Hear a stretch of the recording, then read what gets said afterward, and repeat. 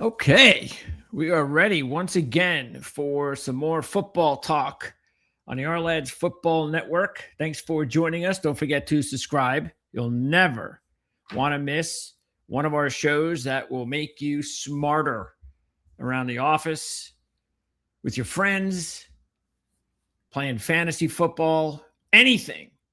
Trust me, we'll make you smarter here on the Ourlads Football Network and the Ourlads family, including Ourlads.com. We've got the draft guide, of course, that was out for several months or probably about a month before the draft, and it's still available if you want to get the draft guide. Just because the draft is over, it doesn't mean the draft guide is not important. So you can check that out. The draft review guide is coming out any day now. So the link in the description of this video to acquire that. And then, of course, in college football, same thing. We've got depth charts for all 138 teams, depth charts for all NFL teams. And we're going to be interviewing one college football analyst today and one NFL analyst. We're going to kick off with we're going to have two new guests on the network. And I love saying this. I've said this more already in the last few weeks than I've said in years. So this is great. But this is what happens when you all of a sudden decide to do a 5-day-a-week show, which we've never done before here. So we've got a lot of content we have to fill up, and that's awesome because that's the reason why we did this. The more content, the more hours, the more ability to go out there from all aspects of, especially college football. The 32 NFL, we got that down. But the amount of new analysts that we're able to bring on board to help us to get us smarter here with these updated depth charts, especially in college football. Chris Lee is going to join us from Vandy 247, and he's going to get us up to speed on what's going on with the Commodores as far as their incredible situation at quarterback. One of, if not the top recruit in the entire country. True freshman 5-star quarterback replacing Diego Pavia. We're going to get into that. We're going to talk about the Las Vegas Raiders a little bit later on. So if you are just tuning in for that and you're like, oh, man, when is that on?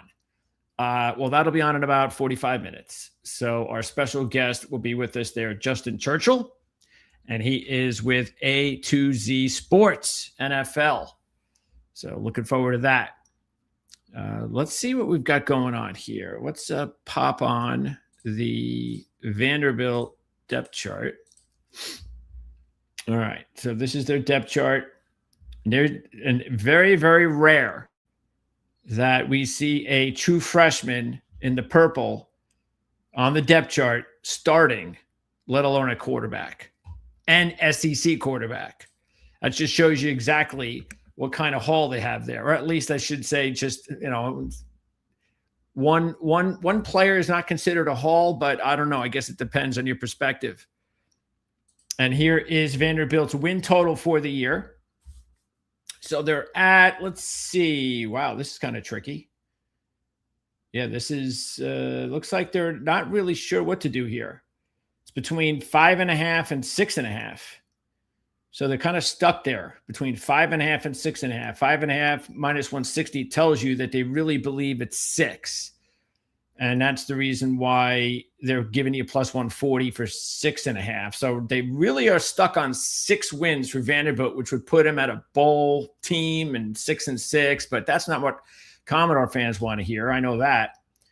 And then we'll pop up the schedule as well. And it's a typical SEC schedule. I mean, they have one tough outer conference game right there at home against NC State.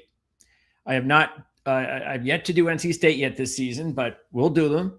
They'll come up soon. But it's not like they've been a powerhouse the last few years. So definitely, I would have to think right now. Again, a lot's going to depend on how a 5-star quarterback plays at his first 2 starts, if he indeed is the starter. But at Georgia and Ole Miss, this is the tough part of the schedule right here. Back-to-back, no time off, at Georgia, Ole Miss. And it's not going to be a cakewalk going to Auburn either. But that's the SEC. You got to deal with it. But Georgia, Ole Miss, that is the tough part of the schedule. And then it's not like it's very easy in the last 3 games. You get the rivalry game here, and Tennessee is going to want to get Vandy back for what happened. But I always find that very comical. like in a rivalry, when one side dominates the other, and then the team that gets dominated year in and year out finally wins, and then the other team who's used to dominating that team is like, oh man, we got to get them, man. We got revenge. It's like, no, it's no revenge. If you've beaten that team like 15 straight times and they beat you once, give it another 10 more games or 10 more series wins for the other side before you start crying that you got revenge on your mind. So that's nonsense. So if anybody at Tennessee cries about revenge this year, that's what you tell them. That's what you tell them. But anyway, really good stretch here. Well, really tough stretch. Alabama, Tennessee, at least they're at home, and Florida on the road. Okay. Enough of me. You didn't come here to listen to me talk about Vanderbilt. For the very first time, we're going to introduce somebody that covers the Vanderbilt Commodores football program. And I'm really happy and pleased that we're finally able to do this. I was hoping to do this the last 2 years. Vanderbilt was my sleeper team in college football last year, my number one sleeper team. I was asked on our show, on our prediction show, just before the season began, give me a prediction, give me your top sleeper. And this was actually not just to like surprise people and, I don't know, make the playoffs, but even be a championship contender. And I had Vanderbilt.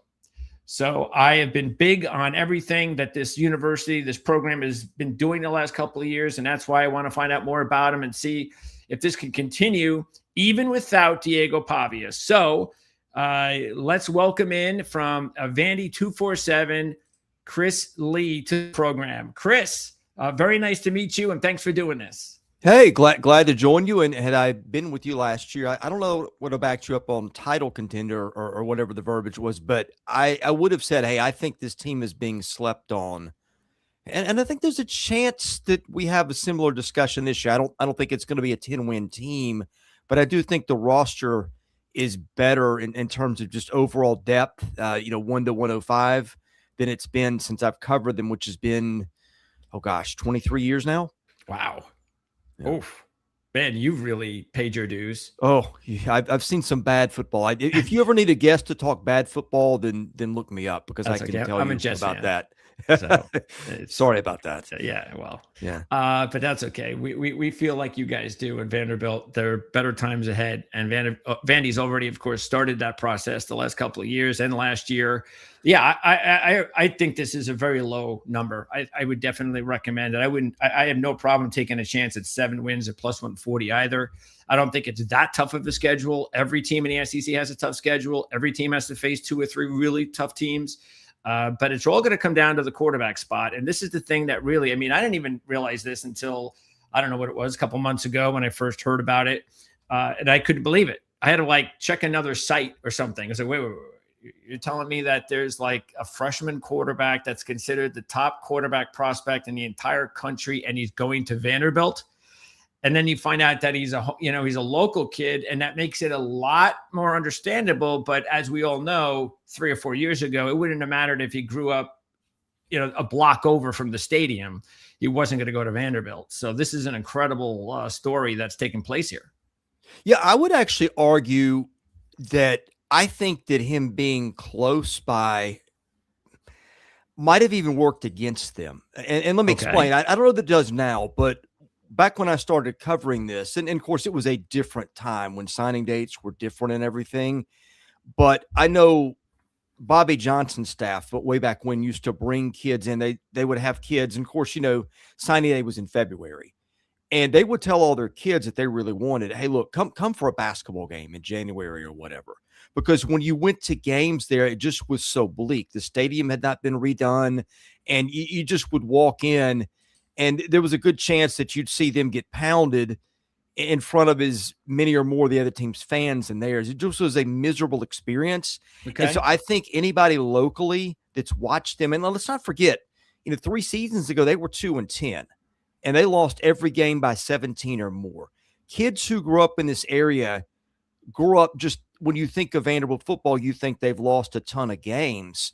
And to be able to get a local kid, and here's the crazy thing, Jared Curtis was committed to Georgia until I don't remember, early, late November, and probably depending on when it went official or when it was privately done or whatever. And they were not even recruiting him anymore.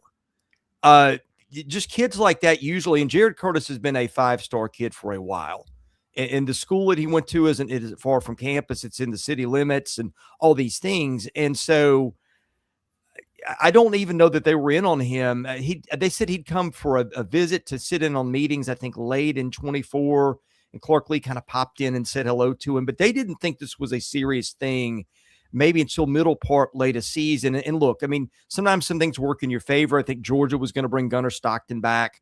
A kid like Jared Curtis can go play a lot of places, but it was wild. And I mean, I've covered a lot of things. I never thought I'd cover a 10-win season or a Heisman Trophy candidate, but as strange as that was, I think I might have said them getting perhaps the number one player of America, I mean, any place but in their backyard, that would have been on the bingo cards, things I would have said that's never going to happen.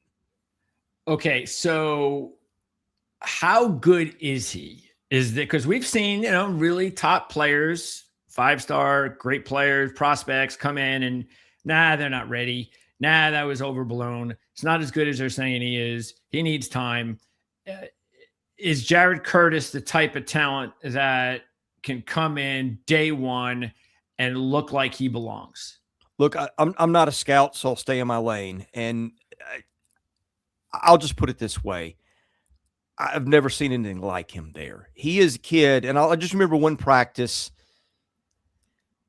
He made an NFL type throw to one sideline, and like he had a receiver 12, 15 yards down the field. I think he was working on the near hash, and you had a DB here and a safety behind him and the sideline over here. So he had a really narrow window they had to get in. He made it look easy. Completed to the kid. 2 or 3 plays later, he makes the same throw to the far sideline. I don't know how many picks he had in camp. It wasn't that many. He's got a rocket for an arm. There's a little bit of footage out there of him throwing. He was a running back in high school, I think, or maybe middle school. He runs really well. He's legit 6'3.5", 230, 235. He's not afraid of taking on defenders. It looks like you just took somebody talent-wise off an NFL roster and just brought him to campus as a freshman. And the physical tools are just that good. And has there been any, and I'm sure it's way too early for this to be, but I just got to ask the question. So is he the starter, or is it justifiably going to be some sort of competition at training camp? Look, I don't think if Jared Curtis thought that, I'm going to not go in as a starter pretty soon. And you're not, if you're a staff, you're not going to make promise and say, hey, you're the starter day one. Yeah. But, and Blaise Berlowitz looked good at times, not necessarily in camp. And he's a guy with 3 years of familiarity in the system. And Jared Curtis had 4 quarterbacks on the roster. Curtis was the one guy who went live last. And that could mean a lot of things. It could mean, he didn't know the plays, could mean that they're the guy they want to protect. But I'll just put it this way. In terms of talent, he's got to be the guy. Now, Berlowitz had a good camp towards the end.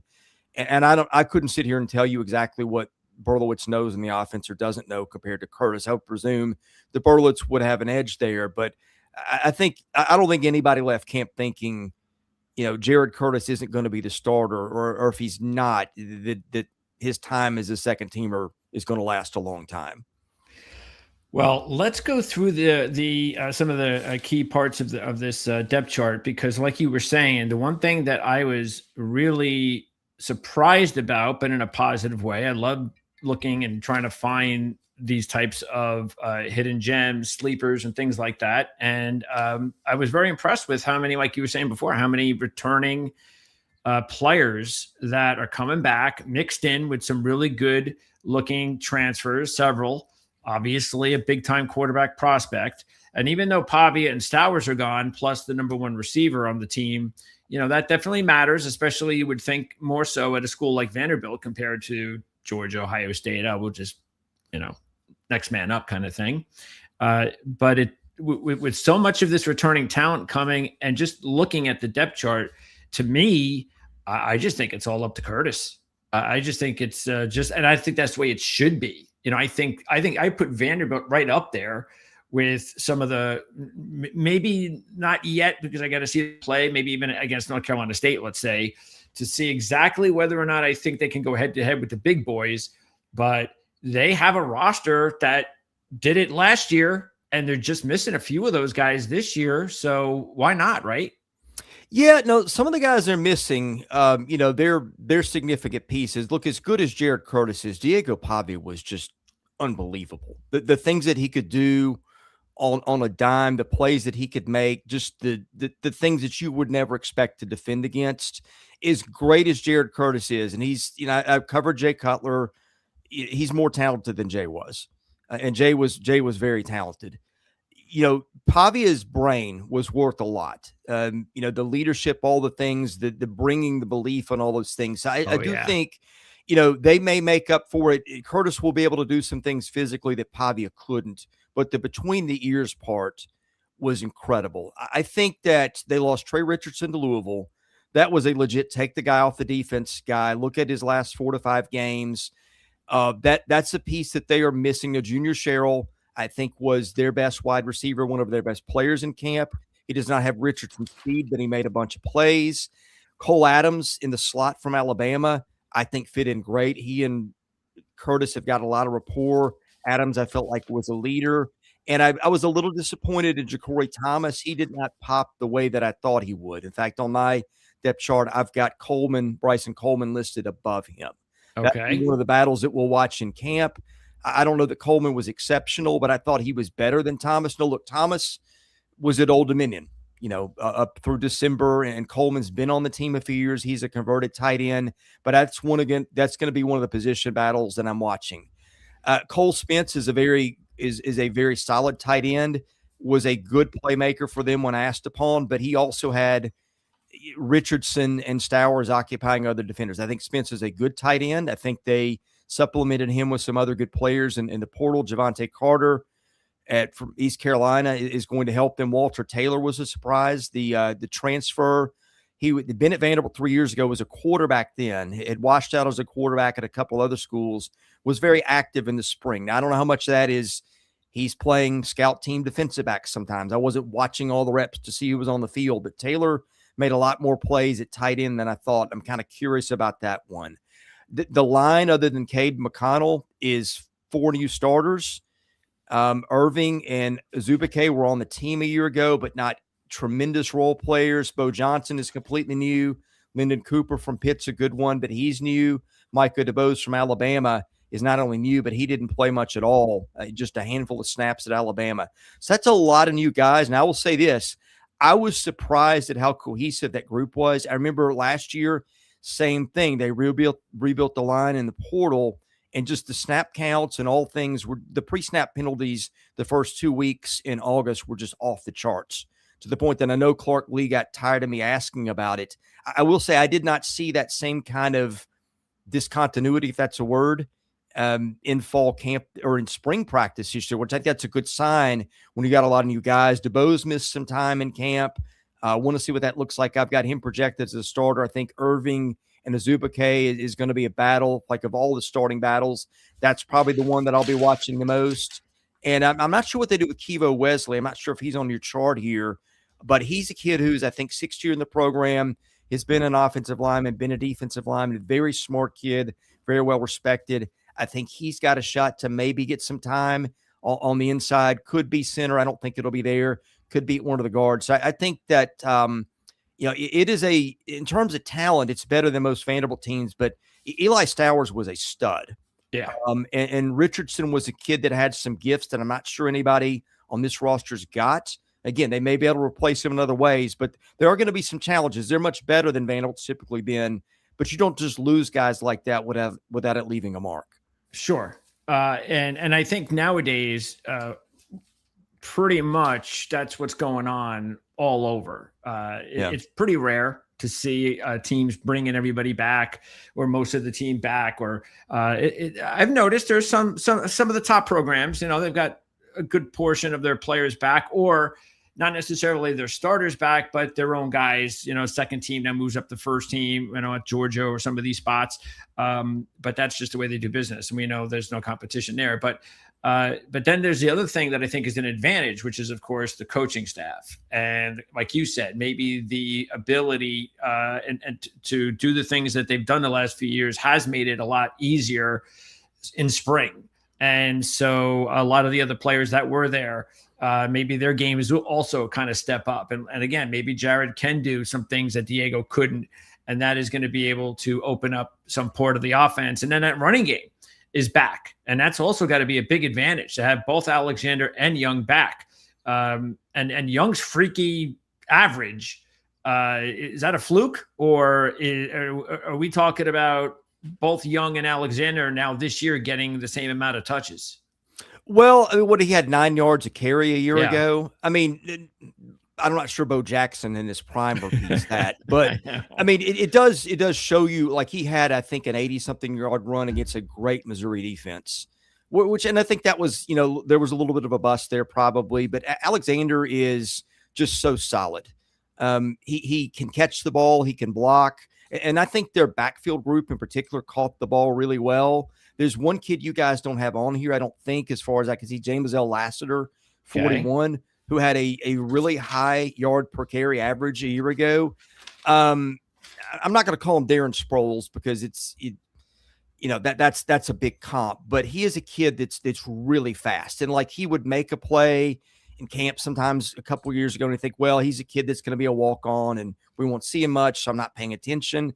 And then he busts, I think, a touchdown in the opening game and had a couple more. And he's just kind of I think they've got 4 decent backs. Hampton's another one. I think he's on your chart. He's a good player too. They all do very, very different things. Alexander is not the breakaway guy that other guys are, although he did have, I think, a 60-yard run against Bama a year ago. Young is probably your biggest breakaway back. Alexander's probably your best pass protector, and Lassiter's a kid that, like, there'll be a spot where they use him. Now, the problem with Lassiter is when the ball was in his hands, there were so many big plays, and he's 5'5", so when he's coming in, they're not looking for a pass blocker that could tip their hand a little bit, but he's a kid that's going to have a role for them somewhere, and had another really good spring. So I like their backfield group. They've got a lot of very versatile pieces here. Okay, so do we have it pretty well as far as the offensive line? Is there anything that's completely different? And what was the name of that player you said we don't have? James L. Lassiter. He wears number 41. Oh, I mean the offensive lineman. Oh, okay. Let's see. I've got the offensive line. I've got Irving as their strong tackle, backed up by Zubike. Yep. DeBose is their strong guard, backed up by Kiva Wesley. I've got Lyndon Cooper as the center back. That must be it, because we don't have him. Kiva Wesley, and you might not, because he's been there a while. He's played defensive tackle. He's actually one of their highest recruited guys on the roster in terms of star ratings, but that's been a long time ago. Okay. And again, he's been both sides of the ball. Let's see. You've got. So Wesley's backing up DeBose? Well, I think. Okay. I think for now. You've also got Michael and Mitchell Smith, and I get them mixed up. One of them's a freshman. He was a kid that was hurt all fall camp, so I don't know where he slots in. Okay. Keegan Weschler, I felt like got the majority of the snaps behind Lyndon Cooper. Okay. At center. I don't know. Well, you've got him here. I don't know if that holds or not, because again, you've got kids out. Gunnar Givens, I've got slotted inside the way you do.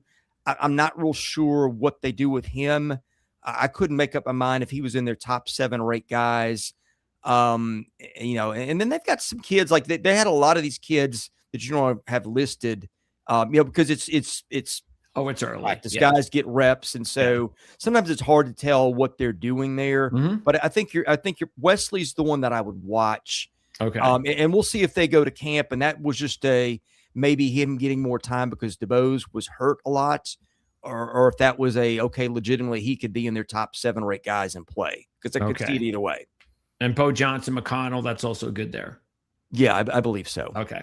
Yeah. Again, we completely understand, and we know this is not going to be. It's too early, but anytime we get an opportunity to get someone on that is covering the team all the time, we want to take advantage of that as best as we can. And offensive line seems to be the one part of the depth chart more than any other part that there are moving pieces at this time of year.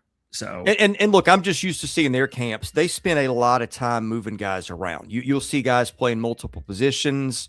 And so sometimes it's just hard to tell what is getting guys ready for where they might actually play and what is getting guys ready for, okay, we've got a break glass in case of emergency situation down the line. So pecking order there was a little bit hard to determine. I think you've got the right 5 starters. I think Azubike and Wesley were the guys that I'm watching to see where they progress, if they slot into spring, what they do at the backup center spot, and again, what Michael Smith looks like when he's healthy and out there.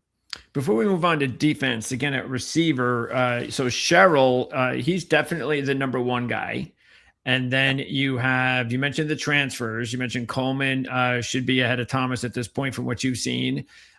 Who has the best chance outside of Sherrill? Who has the best chance of, or who do you have the most promise as far as, you know what, I think this guy can really help us out and take that next step this year, and he could be a transfer. Based on stats last year, Thomas was a big play guy at Old Dominion. And by the way, if I were in your shoes, I would have had it that way too. Because I kind of figured, okay, he's going to be the guy that wins that job. And again, I don't know if it was not knowing the playbook or what happened there, but I just didn't think he jumped up and seized the job. Coleman was an undersized tight end that I kept waiting for them to move him to receiver, which they finally did. So again, that's one to watch.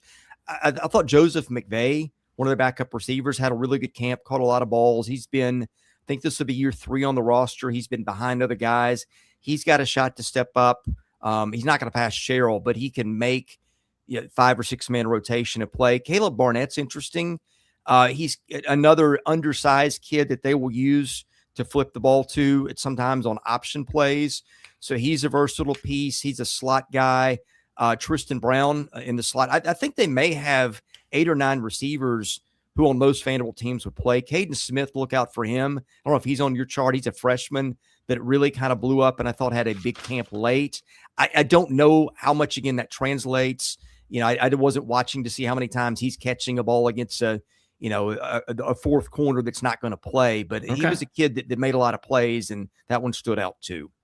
Okay, so you're going to say Thomas. That's the one guy you still feel has the biggest potential upside of the group.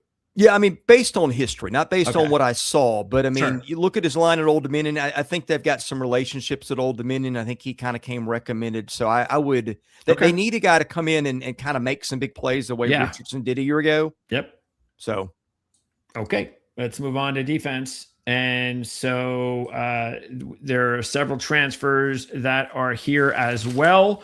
And taking a look overall, let's start up front. And this is where the majority of transfers are coming from on defense. Alan Carter, the kid from Boston College, and Diata from Oklahoma State from Virginia. So talk about the defensive front for Vanderbilt. What do you think? Reason for optimism, concern? What are you looking at here? I think they're as deep as I've seen them across the board. They've got kids that run third team that, at least based on what I saw in spring, I think can play and help them. I think one of the issues for Vanderbilt over the years, and this is where James Franklin corrected it 15 years ago, it was hard for them to find 9, 10, 11, 12 defensive linemen who could actually play in a game and not embarrass themselves. And that's why Franklin's teams would win games late. I feel like, I don't know if there's a superstar in this bunch, but I feel like they've got capable guys here. There may be some stars here, and we can talk about that in a minute. But I think it felt like it was very competitive, 3 deep throughout most of the charts. And you've got some kids like Brian Allen and Miles Capers, who I think will start on the edges for them. Have played a lot of football. Capers was out in the spring, but has made some big plays for them before. What's the razor on their defense? Well, I think they were just calling their ends edges this spring. No, you kind of had a smaller edge and maybe a bigger guy. I think Allen's your bigger guy on one end, and Capers is your smaller guy, maybe more of a pass rush threat. So it'll be a 4-3 terminology. Yeah, that's what they've been running. Yeah. Okay. All right. Yeah, because you mentioned Capers, and he is definitely the one guy. If since now, because I didn't know whether or not he was really a linebacker or an edge, but it seems like the top returning edge. Looked at his stats here. He's got over the last 3 years, 115 tackles, 21 tackles for loss, 8.5 sacks, led with 4.5 sacks last year. So statistically speaking, he's like the one guy that sticks out as far as the front wall there for Vanderbilt. Which one of these transfers are you excited about the most up front? I think up front, Talon Carter from Jacksonville State's a guy that'll play a lot for them. It was a very productive player at Jacksonville State a year ago. That's probably the one. Edwin Colinge, I think, is going to have a role for them off the edge. CJ Jackson, the LSU transfer, is very talented and looked good. I don't know if health is going to allow him to play or not this fall. I don't know what the update is on that, but he missed a significant part of camp. He's a kid that I would have been interested to watch in the fall. And who knows, maybe it's not as serious as it looked at the time. But he's a guy, was, I think, a 4-star recruit to LSU, didn't play much a year ago. He's a kid that I think athletically has a chance to help them if he's healthy and on the field. Okay, because when I was looking over the rest of the team, the back seven, that was definitely where all of the returning guys seem to be located. And this is where I think the team on defense, at least, should feel, and maybe the entire team should feel really good about all of this returning production coming back, because looks like only Patterson is the one guy that is like the key loss from the defense, from the back seven. Would that be the case? Pretty much everybody's back? Yeah, and I think the kids they've got are probably a little more athletic than Langston was. Loved him as a player, just a hard-nosed kid, great with the media, local kid, rooted for him. But before we go there, I think there's one guy on the line we need to talk about that we didn't. And I'm not even going to ask you to pronounce his name. They call him Issa, and his last name is pronounced Wataha. He wears number 5, and he's been hurt a lot of the last couple of years. He's a German kid who's huge.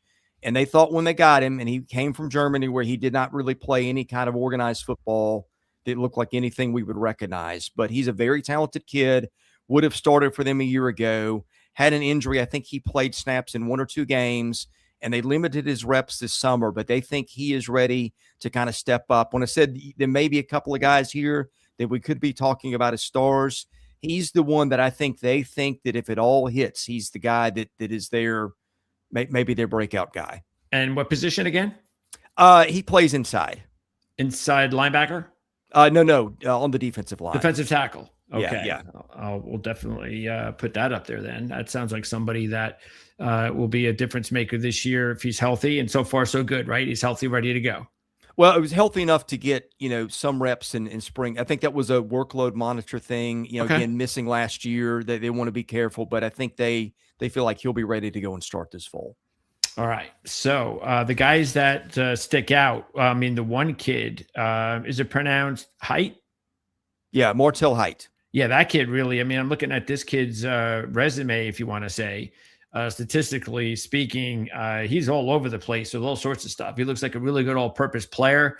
He's returning kicks for touchdowns. He's got 7 interceptions. So and then of course the rest of the guys in the defensive backfield. Hurd, number 1 tackler on the team, along with Longwell. But he was of course a number 1 tackler, leading with 71. So and then Carter, throw him in there. So talk about that secondary. And then Ricardo Jones looks like, is he going to end up, does he, as far as a transfer, is he going to be a key transfer? 6 interceptions last year for Clemson. Yeah, I thought Ricardo Jones was the defensive MVP of the spring. They have improved a lot of things. Clark Lee has, you're still not seeing them get a lot of kids drafted, which I think speaks to Clark Lee's ability to make the most out of his team.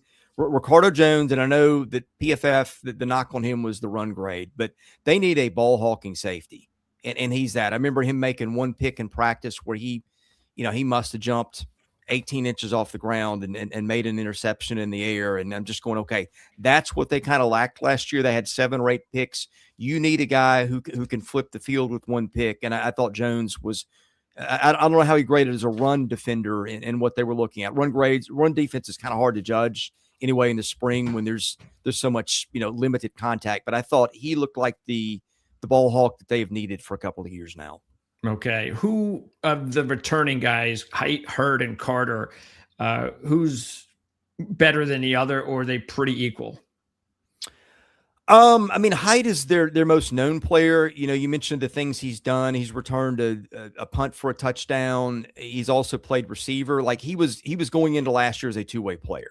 Yeah. I think they've upgraded their receiver depth. I thought last year that he might spend a lot of time playing receiver because I wasn't sold on the receiving core coming in. We didn't see Richardson in the spring. That wound up resolving. I don't know that they're going to use Height a lot this year as a two-way player.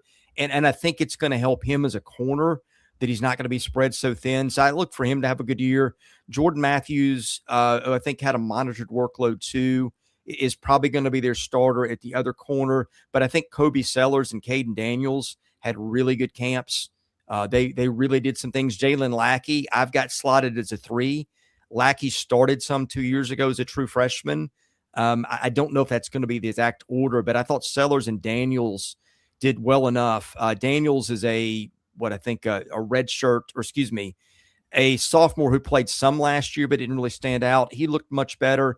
And Sellers is a kid who transferred from A&M that had a really good spring, especially second half of practice, that can help them. But I think the fact that Jalen Lackey is sitting here looking up as maybe a third string corner tells you that they've done a lot to upgrade their depth here. Yeah, it seems to me that even though the offense, especially early, might be behind because, again, you take out Pavia, you take out Stowers and Richardson, and it will. I mean, we don't know what will happen at the end of the year, but defensively, it looks like they're going to be better.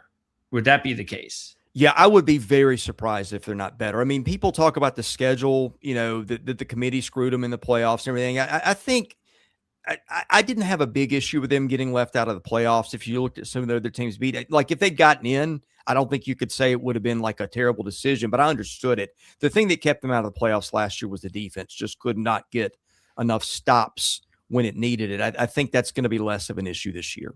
Yeah, to me, the whole thing, and I completely understood that as well. As much as I was all over them, it would have been nice if I would have acted biased about it, but I understood it just like you did. I understood it. I got it. But I also felt that in a way, it's like, come on, committee, this should also be about entertainment. Yeah. And you've got, you got one of the most, you could say he's polarizing, but the fact is the guy is a playmaker. He is an entertainer, and you're just leaving him out of the playoffs. And I think that that would have been my way of, if I was in the committee room, that's how I would have tried to do it, but they would have been right. So I agree with you. Okay. And then linebackers. So it looks like Rinaldi, Longwell, who was tied for the lead last year in tackles, coming back. Rinaldi, 99 tackles and 9.5 sacks in his 2 years here. Yeah, Longwell is the best linebacker. I just love that kid. He's so steady. I don't know if he's an NFL player or not, but he's a leader. He was a kid that got a call or a text Christmas Day 4 years ago from Hugh Freeze, saying we're dropping your scholarship. This is Christmas of his senior year. So he committed to Vanderbilt, I think signing week, and is beating Hugh Freeze. Well, Hugh Freeze, I guess, was fired the week before last time, but got revenge against Auburn twice. Just a good kid. Comes from a military family, really disciplined, another local kid. Rinaldi is a great story. He was a kid who was a track star in high school and kind of went out for football on a lark, I think, not long before his senior year. Ended up starting, had a great year. And when he got to camp, Clark Lee was talking off the cuff after practice. He huddles all the team up, and he said, want to welcome Zach's family to campus today. And everybody looks around like, who's Zach? He was talking about Nick Rinaldi. He was such a non-factor that Clark Lee didn't know his name when he was on his roster. But Nick kind of got the last laugh. They've had some fun with that. Really bright kid, just a kid that I've seen at different times listed as a potential NFL guy. He's got to get better at pass coverage, but the athleticism has really played. Again, he was a track guy in high school. And Bryce Cowan is going to be interesting. Bryce Cowan makes a ton of plays in practice, but something has kept him off the field. I'm guessing it's just knowing the scheme, or, you had a Langston Patterson there who knew everything he was supposed to do. Cowan had a good spring, and I think he's got a shot with nobody to beat out this time to have a good year. And, he may be a kid you look up, and I think he's already had a touchdown in his career. I think he's a potential big play guy. We'll just see how the consistency goes. Yeah, 5 forced fumbles last year. That's pretty high for someone with only 31 tackles. So he's making the best of it. Who has the biggest upside on the entire defensive unit? Biggest upside? I mean, it felt like Ricardo Jones. Okay. Just with the plays he made. Taha is the guy that they've talked up for a while. But, for every kid that makes the plays to the level he's talked up and hit the potential, people say there's 10 that don't. We'll see how that goes. I need to see it in pads. And of course, inside guys don't always, they don't always pop off the page as you're watching them. It's the other things they do. But I think you've got some interesting parts there. And I think, to me, Jones is the playmaker that they need. I'm interested to see Height, too, maybe having a little bit more help around him, if that frees him up to get a pick 6 or 2 this year too. Okay. Just quickly, anything we need to know on special teams? Is the kicking game okay? Is it an issue? They've been great at special teams. They flip the guys at punter every year. They always find a good one. Tyler Ebel was the only guy among the starters that I've got that wasn't there. I guess he was finishing his coursework at South Dakota, whatever the deal was. Brock Taylor, their place kicker, is potentially as good as anybody in the country. He's got, I don't know how many field goals of 50 or more, and I don't know that he's missed 5 field goals his entire career, and he's a 2-year starter. He has missed a PAT or 2, but Brock Taylor's a really good player, really, really good player, and can easily hit from 60+. I was surprised Justin Dewar's their backup kicker. If something were to happen to Taylor, he kicked one from 50-something, I think, in the spring game, and we all looked around and was like, hey, where did that come from? I don't think you're going to see him, but it may be a thing that if Taylor goes pro a year early or whatever, maybe they've got a backup kicker there. And special teams is going to be kind of a question. I don't know who they're going to use at the return spots. They've got a lot of pieces. Martell Height, I presume, will be their punt returner, but I don't really know because Cole Adams did the same thing at Alabama. Maybe they rotate them a little bit depending on who needs the most rest. And kickoff returner, I have no idea who it's going to be. I had Caleb Barnett slotted in there, and Dante Carter, who we didn't see much of the spring. He returned some kicks last year, is the guys, but I think they've got a lot of other options there that we're not even talking about. They could always use Sherrill as a kickoff returner. He had a touchdown against Tennessee 2 years ago. I don't think he returned a kick a year ago, but I think they're interesting there for a number of reasons. All right. So that is going to wrap things up there. Tremendous work there for us, Chris. I really appreciate it. Again, looking here, just makes me, I know you definitely weren't trying to convince me, which is what you want to see from your analysts. No reason to be biased. We all have our biases, but even though you weren't really trying to convince me one way or another, I still feel real confident that this is at least a 7-win team. Yeah, I mean, if they weren't. If you've got Austin P in Delaware to start off, that's 2 right there, and unless something really goes wrong. You look down the schedule, and I think they play every team in the SEC that's got a new coaching staff, which is pretty crazy. NC State, I'm interested to see. I heard David Pollock talking the other day. He feels like that's going to be a sleeper team. I need to dig into them, but that game's here in Nashville. It's an early kickoff. They've kind of had Auburn's number lately. I feel like Auburn's been down. You're getting a new coaching staff. You've got an experienced quarterback in Byron Brown. At Georgia could be tough. Jared Curtis starting against the team he was committed to, and I presume those fans will remember that. The Ole Miss game here will be tough, but you catch Arkansas on a down cycle. Who knows what Kentucky will be at that point under Will Stein on a new offense. Mississippi State feels like that's one of the programs that's going to be struggling. The Alabama rematch here in Nashville will be interesting. And then Florida and Tennessee to close the season. I think I've seen Tennessee is established as a touchdown favorite over them right now. I'm not sure quite where that comes from, given the way we left it off. But I think that there's some opportunities there. I mean, they avoid some of your heavy hitters in the league, and I think they get some teams. You might rather have Kentucky September rather than later in the season. But it'll be interesting to see what some of these teams with new coaches look like as they face them at that point in the year. Yeah, great point. I mean, just even right there with the with Arkansas, Kentucky back to back. So, I mean, if they win games they're just supposed to, then that's 5 or 6 right there, and they're not going to lose to every team that they're going to be, pick them or a little bit of a dog against. So, yeah, I feel pretty confident that's going to happen, and it looks like Vanderbilt is going to have another nice little run here. Lee has done a tremendous job. We didn't have a chance to talk too much about him, but I'm sure we'll do that in the future because he deserves it.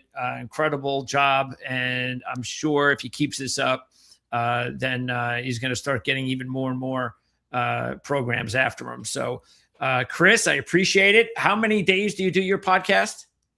Right now we're about 1 day a week. Okay. And, that'll pick up as the season gets here. We cover baseball, football, and basketball at Vandy 247. Of course, Vanderbilt's a big baseball program.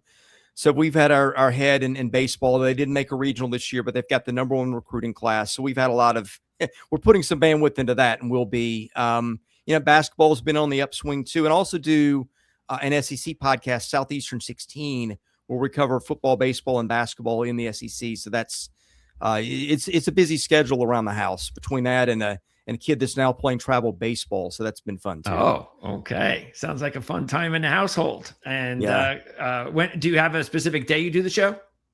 We usually do them on Wednesdays. In fact, we put one out today where it was almost exclusively baseball, and we did have a Jared Curtis question, and the way we answered it sounded a lot like the way that we talked about it here.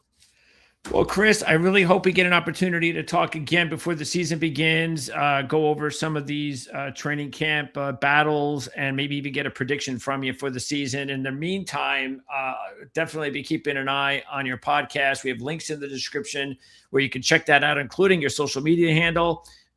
Really fun being able to talk about this team with you, and I'm really appreciative about that. So thanks for doing this. Yeah, thank you guys for having me. Would love to come back if you need me. And Absolutely. you guys are a resource I use often for depth charts. You guys do a great job of that. It's very helpful to people like me who are trying to look up opponents in the offseason. I appreciate that. Thanks, Chris. You bet. Take care. All right, Chris Lee, Vandy 247, also talking some SEC there. So if you're a big SEC fan for multiple sports, you can check Chris out. Seems to know what's going on at Vanderbilt as well. He should. Over 20 years covering the Commodores. Wow. That's a lot of losing. But hey, I know that more than anybody. Okay. I've had one professional team of mine, win a championship. One. And that was in 2019 when the Washington Nationals won the World Series. That's it. And then what happened the next year? Of course, we all know what happened in 2020. So I didn't even have a chance with my one professional championship team to just have one of those years, which you're supposed to have. You're supposed to celebrate the year, try to back it up.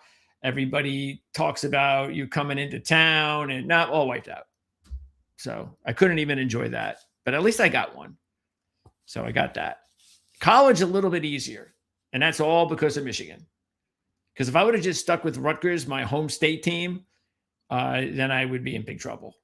But when you're about 8 years old, which is about 50 years ago, and you grow up about that time, and you're a big sports fan, and you're trying to figure out who to root for, and you're a sports fan from New Jersey, you don't just pick Rutgers. You got to find another team. And I found one, and I've been very fortunate because of that. Okay, so anyway, let's turn our attention now from football in the SEC and college to football in the NFL. And that specifically will be, let me move this over here because I can't do it over there on the second monitor. As I switch over and locate the Las Vegas Raider depth chart. So we put that in there. And I have spoken about the Raiders in the past, and it's one of the things, though, that I just want to do a lot more of, and especially if I could find someone that I could talk to on a more consistent basis about this team, and especially now, because I really do feel that they have found a nice group to work with. And I don't necessarily mean ownership, but it does start there. And I'm sure it's no accident that there's other people, new people running the show, and all of a sudden it looks like they've found maybe the right GM, maybe the right head coach. And I think a lot of what they did this offseason maybe proves they are headed in the right direction. And that's why I think this is a great time to find out more about what's going on with the Las Vegas Raiders. So we are going to bring in for the very first time on our show a gentleman who is with AtoZSports. So you've been hearing that a lot lately. It was only, I think, Charles. Well, it wasn't just Charles, because John Sheeran has done a lot of work for us from the Cincinnati Bengals. And we've had a few other guys from A to Z, but Charles Goldman, who's a big wig there, big shot with the company, was able to get us some A to Z sports analysts, and we are going to talk Chicago Bears next week. So that'll be a first-time interview. We, of course, spoke with Austin Stanley yesterday on the Tennessee Titans, and now we're going to talk with Justin Churchill on the Las Vegas Raiders, and we're going to go over everything about the Raiders, win totals, everything, the draft, and all that. So let's welcome in Justin Churchill to the program. Justin, thank you very much for doing this, and it's nice to meet you. Yeah, thanks for having me. All right, so tell me about yourself. Are you a Raiders fan? Have you been a Raiders fan? I don't consider myself a Raiders fan. Okay. I try to stay as, unbiased as possible, but, covering the team for the last 5 years, you do kind of see yourself pulling for some of the players, like Max Crosby. You want to see some of these guys win. So I wouldn't call myself a fan. I haven't gone through the hell that some of the Raiders fans have gone through, but it's been a pleasure covering a team that always keeps me on my toes the last few years. Yeah, it's interesting because it all depends on how old you are, the Right. perspective of the organization. And if you're older like I am, even though there's been a lot of losing, you still have a respect for the organization, because that's what we grew up at. I mean, I grew up, I'm sure when you get a chance to look on YouTube and you look at all the old NFL films about programs like the Raiders and all that stuff, well, that's what I grew up with, and I grew up with them as like the benchmark. I mean, the whole, way that they used to carry themselves, and they were perceived as well as the bad boys, and that was fun, and it was great. And unfortunately, it's as you mentioned, it's really gone away for a little bit too long. But do you believe that the fans feel sort of like what I was just saying before, that they have to prove it on the field first, but that there's something maybe changing here for the good? I certainly do. Obviously, getting a franchise quarterback potentially helps, but I think you mentioned it perfectly. Like the ownership, the way things are changing, having Tom Brady in the building, that's massive. That and a lot of people have forgiven him for the Tuck rule thing, but that's massive. Everybody is definitely holding on to what they feel like is the start of a fresh start of something, because it's been 23 years since the last playoff win, and that's a long time. Wow. So yeah. I thought I had it bad. And as a Jet fan, that's the one thing I try to tell them is that, it's not, everybody has this perception, I think, that it's like we are, it's the worst, and nothing's worse than being a Jet fan. It's like, trust me, there's other fan bases that have been going through worse spells than the Jet fans. So Raiders are one of them. Yeah. Quickly, I just want to say something to Eric Slate 6390. You're talking about a little bit of a Dallas Cowboys Penn State question, so I'll get to that a little bit later on if you're going to stick around. And anybody else that wants to ask any questions about the Raiders, we'll definitely bring it up while we have Justin on the show. Okay, so let's start, because obviously you weren't with us for the offseason, so let's try to go through everything that transpired. First of all, let's talk about the new coaches. So Clint Kubiak comes in, and sometimes I would look at a hire like this and think that, it's he doesn't have enough experience. It's one of those things again. But I do think after what he did last year was it wasn't a fluke. I mean, he knows how to coach, and you could see that on the field. You can see what a difference the coaching staff and the offense did when he ran it, and that's the way he's supposed to coach, and that's what was really impressive about it. And now to have that coach, and it's funny because he's 39, Leonard, the defensive coordinator, is 38, the offensive coordinator is 38, so they're all in that same kind of window where they're not too young and they're not old, so they can identify really well with the players of today. So how have you taken to, and how have the fans taken to Clint Kubiak being hired? Yeah, it's a breath of fresh air. And you mentioned the age thing coming from last year. Pete Carroll, the oldest head coach, I think, to ever coach a game in the NFL. And then his staff had a lot of older, more seasoned guys on the staff. And that works. But like you said, having this young staff be able to connect with these players a lot more in this day and age that we're in the NFL, you're already starting to see the effect at like OTAs.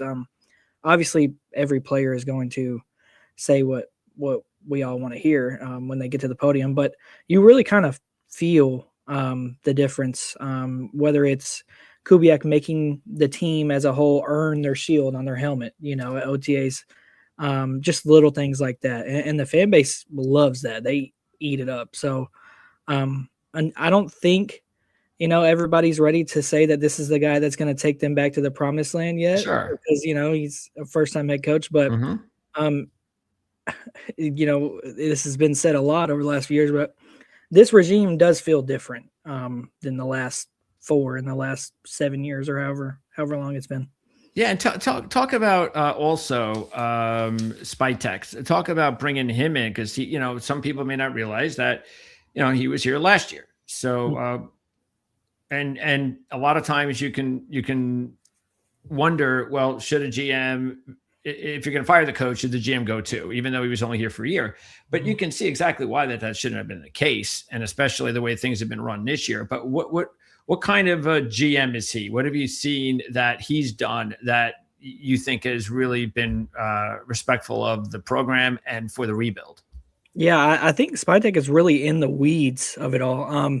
He started as a scout, so he's definitely got an eye for the talent, and you can see it already with some of the players that they've drafted. He's really good at finding value later in the draft, even though it's only been 2 drafts. I genuinely think that some of the guys that he has drafted will find a role on the team later. The guys that were drafted later in the draft, and most importantly, I think he values versatility too. You look at both draft classes, and obviously, like I said, it's only been 2 years, but this one alone, you got guys like Trey Zune who can play all 5 positions on the line. Traden Stukes can play every position in the secondary. He's finding guys that can play football, and he's finding guys that know how to win and are veterans that played a lot of football in college. So he's just kind of doing it differently. There's not a whole lot to go off of, but it does feel like he's got a knack for this whole GM thing, So the contract he signed with Kirk, I think, was a great contract. So he's got the free agency part of it down too. They brought in a lot of guys through free agency on pretty decent deals too. Obviously, you got to overpay when you lose as much as the Raiders do, and you have a new head coach every year. But I think he's done a really good job with what the hand he's been dealt. And it'll be interesting to see how he drafts in a few years. Let's say the rebuild starts to work and they're winning. Well, does he continue to draft older players? Because he may not. Right. He may be looking at it as I gotta draft the most experienced guys that are ready to play, because I gotta get talent out there, and I don't care what they do in 3 or 4 years. And he said we're in the business right now of having good football players. So that's kind of been his approach right now. And like you said, that could change, but right now it doesn't matter how old it doesn't matter. They just need good football players. Yes. Well, let's go ahead and take a look, starting on offense. So I'm not going to spend really any time with Mendoza. There's no need to. And you mentioned Cousins, so that's a big deal. What's your gut? I know it's early, and maybe you'll have a much better opinion of this if we get to talk again in August. But right now, how do you think it's going to play out? for the first season. The quarterback battle. I think Kirk Cousins is the guy right now. And even right now in OTAs, Mendoza's been taking snaps with the third team most of the time, and Aiden's been like they're really making Mendoza work for it. Starting at the bottom, like he said it a million times, starting at the bottom of the totem pole. But I do think Kirk is going to be the guy for. I think he'll play more. I should say this. I think he'll start more games this year than Mendoza will start. Okay, but I don't think Kirk will be the guy for the full season, if that makes sense. If the team is not winning, and at that point, okay. Right. It all just depends. Like they have a very hard schedule, but a schedule where they could win 7 games, and that's a huge improvement for them. So if they like the direction that they're going there, and Kirk is not playing terrible, then who knows, he could be the guy the whole season. But I definitely think Kirk is going to be the guy week 1 against Miami. What is the toughest part of the schedule? Is there something good or bad about it? Week 4 through 15, I feel like is. Whoa. There's all but like 2 teams are teams that you really need to be worried about, and even those 2 teams, like the Browns and the Jets, could be a lot better than they were last year. Wow, look at that! And 4 out of 5 on the road. Yeah. Jeez. Yeah, pretty tough stretch. And you even look at the Titans game, like that they're going to be better. Cardinals will probably not be that great, but it's a difficult schedule. But it's one that when you're a young team like this in a rebuild, you kind of want to see how they're going to respond under this new staff. Winning 3 games last year, they weren't competitive at all. So I think a lot of the fan base just wants to see a team that's going to compete, and even if they don't win 8 or 9 games, are they close to winning 8 or 9 games? So they get the AFC East? Yes. And what else do they get? They get the what they got here? Oh, the West. Oh no, West. The NFC West. Yes. Okay. So they get the NFC West and the AFC East. Okay. Arizona, Tennessee, not Arizona's in there. So Tennessee, Cleveland, and who's that third team that New Orleans. Okay. Mm-hmm. All right. Well, that's not bad. Okay. So let's now get back to the offense, and let's see, where were we? Here we go. All right. So let's talk about the big move to get Linderbaum, because that really was I had to imagine that was the point, and maybe a few years from now, fans will look back and say that was the point when everything changed. Yeah, I completely agree. And, we just talked about John Spytek. That was the point when I think a lot of the fan base started realizing, like, this guy is not afraid to make moves, because you've seen in the past, Tom Telesco he spent a lot of money on guys like Gardner Minshew, so that deal, getting a guy who you could make an argument for as the best center in the league, when that was arguably the worst position group on the team last year. You got Ashton Jeanty having like the most yards hit before the line of scrimmage. Like, the offensive line was a major issue. And then knowing that you're going to get Kirk Cousins, that kind of, set it all up, like you said. All right. Burford also comes in. You mentioned, of course, Zune is a draft pick. What's up with Colton Miller? Is it just a matter of, as long as he's healthy, he's a legitimate, really good tackle, and that's not a problem, but he has to stay healthy? Yeah, that's pretty much it. Last year, I think he only played 4 games, something around that. The year before, he played, I think, every game, maybe missed a few, but played through some injuries. When he's healthy, he's really good. I don't think he's ever been a Pro Bowler, but he's a really solid tackle. But like you said, injuries, he's at that point in his career now where he's just got to stay healthy, like you said. And being the team that they've been the last few years, that's been really hard for them to stay healthy.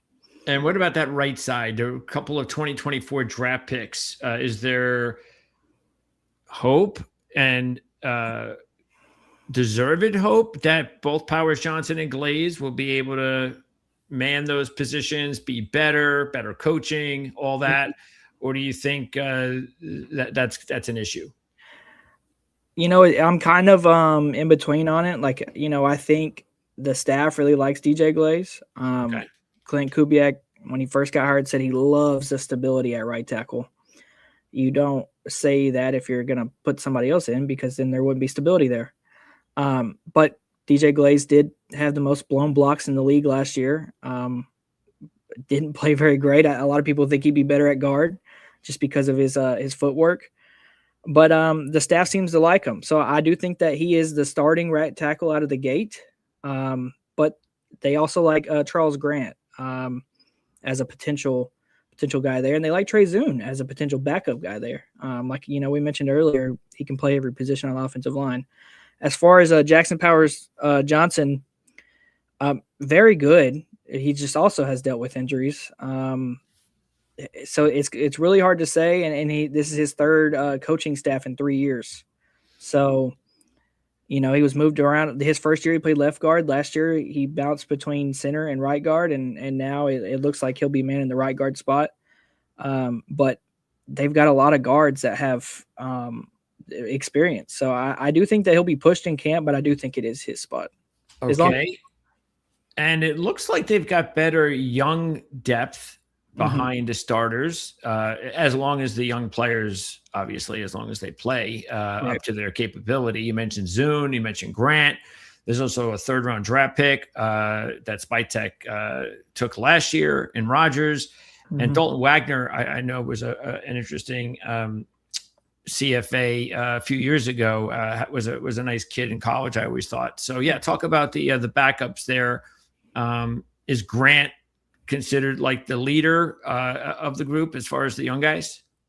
I think so. I think him and Zune seem to be the two guys that actually have a shot to battle for a starting spot, but we'll probably end up. I do think Zune can end up being the starter actually at left guard. But okay, OTAs they have literally played him everywhere already at OTAs. And obviously, as well as I do, OTAs don't mean really a whole lot, but I mean, it's something that they're experimenting with. And Caleb Rogers is also a guy in the battle for that left guard spot. He played 250 snaps last year, so they don't really know what they have with him, but Burford has started 13 games in his career, I think, or maybe 38. I don't remember. That's a difference. Yeah. I don't. I think it's 38. I think so. Yeah, I think so too. But he was actually a nice. Also, he was also a nice because UTSA, and he was around during that glory year. Well, that year or two at UTSA when they were like really good. I remember that. And he can be a decent football player for them as long as he's better than, or as long as the offensive line is better than what it was last year. And I think it will be no matter what, because of the coaching staff changes they made. You don't have Pete Carroll's son coaching the offensive line anymore. So I think it'll be better no matter what. And the depth, like you said, they're younger. And it could be a matter of them getting the young guys just ready to be that unit going forward in the future. And you think Zune, if he does start somewhere, do you really think it's going to end up being left guard? I do. And okay. I think that he could also be the guy that they like as a backup right tackle. He's played a lot of right tackle, he played a lot of left tackle in college. And he's played a lot of right tackle in OTAs, even more than Dalton Wagner. Dalton Wagner hasn't really done much. He's been on the team for 3 years as a practice squad guy. I'm an Arkansas fan. I'm from Arkansas, so I love Dalton Wagner, but he hasn't really done much. So yeah, I do think that they kind of value the versatility that Zune brings, and I think he could start some games this year for sure. Okay, and by the way, I just double checked. Yeah, it was 38 starts for Spencer Burford at. Yeah, I know it was one of the two. The big difference, I know, but I had those two numbers in my head for some reason. Well, he did start 13 games in his second season. Okay. There we go. And he started 9 in his last 2 seasons. Mm-hmm. He did play 26 games. So it's again, which is probably along the lines of that doesn't mean he's a bona fide starter. Is that he may not even start. So we'll see. And you know what? I think it would be a good thing if Zune starts. I think because that means that's an upgrade, and what you want to see from your own draft class. Okay, so as far as the skill position, and this is just going to see. This is the reason why I immediately I was really excited about the Linderbaum thing, because I was looking at the team and I was going, and we all knew Mendoza was going to get drafted, so I was like. Even just offensively, Mendoza is going to be there. You've got Bowers there. You got Genty there. I mean, and then Linderbaum gets signed, and it's like there's right there. There's all that's just reason for optimism alone. Just those guys on offense, and so I got to think. I mean, do you think Genty is going to have like a huge second season? I do. And his first season wasn't that bad, all things considered. I think he finished right under 1,000 rushing yards, 1,300 scrimmage yards. But you upgrade everything around him pretty much. I do think the receiver room might be a little better with basically you're swapping Jalen Naylor in for Jacoby Myers, who was traded at the deadline. I do think that everything around him is better, down to the quarterback, the offensive line. Brock Bowers is hopefully going to be healthy. Michael Mayer, really good blocking tight end, and they're going to play in a lot of 12 personnel. I think that he's – and also drafting Mike Washington, I think is going to help him too. He's got a lot of workload on him. Yeah. Dating back to Boise, I think he's played 750 snaps at Boise alone. So giving him a guy – to back him up that that can do pretty much the same things, I think will help a lot too. All right. Speaking of a receiver, and so like you mentioned, Naylor comes in, and I know Kubiak likes Young, is coming from Seattle. They traded up to get Benson. Do you think Benson is just, what are they going to do with Benson? Is he going to be a punt returner, or why did they like him so much to trade up to get him? I think that's the path for him to making the 53 is having a little bit of special teams experience. Okay. Because right now you've got it's either going to be Derek Young, like you said, or Malik Benson as the punt or kick returner. Maybe both of them share snaps there. But Benson is a special teams guy that they like, and he's really good in the deep game. I think him and Fernando have already created a pretty good chemistry at OTAs. The running joke is that Kirk Cousins made was that Fernando throws a really good back shoulder. And apparently he's already hit Malik Benson for a few of those deep balls. So, I think they really like Malik Benson because of the speed and the separation down the field. But I do think that his path is special teams. Okay.